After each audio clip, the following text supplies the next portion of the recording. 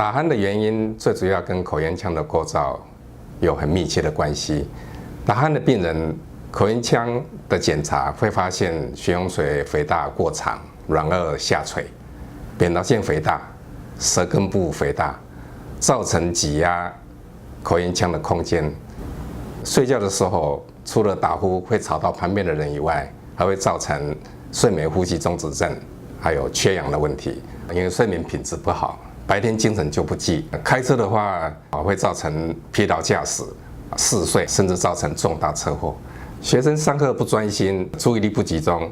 上班族来讲，精神不集中，容易打哈欠，工作表现就不好。打鼾的诊断是先做鼻腔跟口咽腔的检查，另外一项是睡眠检测，以呼吸中止指数计算，5到15次是算轻度，15到30次中度，大于30次重度。现在有居家检测血氧浓度的一个检查，也蛮有参考价值。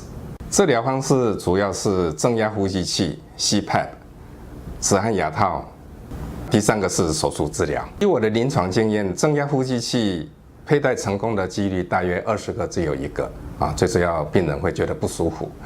那止鼾牙套牙齿不好或牙关节不好的人也不适合佩戴。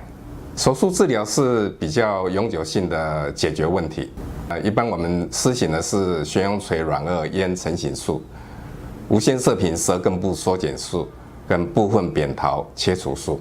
无线射频主要是以微创的探针，利用冷触气化的原理，可以有效缩小舌根部的体积，增加口咽腔的空间，减少打鼾跟睡眠呼吸中止症。手术的方式是把下垂多余的这个悬雍垂跟软腭做一个修饰，然后缝合往上提拉。扁桃腺做部分切除手术，舌根部就是做微创的无线射频3针的治疗，每一针的疗程1分钟，可以增加大约70% 以上的口咽腔的空间。这个案例呢，他术前109公斤，术后78公斤。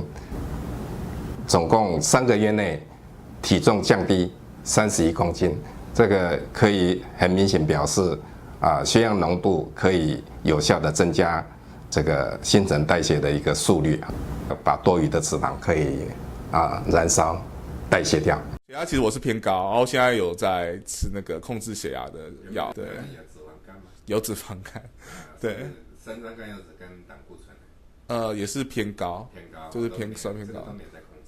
没有，手术到现在3个月，昨天测的时候大概是78公斤，然后觉得精神很好，然后其实之后整天就不会主动想睡觉，看我就觉得比较有精神嘛，然后那个气色就整个有发亮的感觉嘛。这个案例改善很明显。体重降低20公斤以外，他的三高的问题由手术前的极重度药物不好控制的情况之下，改善到这个手术以后，三高都完全恢复正常。会打呼很大声哦，有照过超音波，有脂肪肝，胆固醇跟三酸甘油酯那个都高，就是糖尿病、高血压，还有三高那个，三高都有。会啊，即马才降落来呢。以前较悬啊，150几，150几，160几啊，迄阵还有降血脂的啊。即马降血脂拢正常。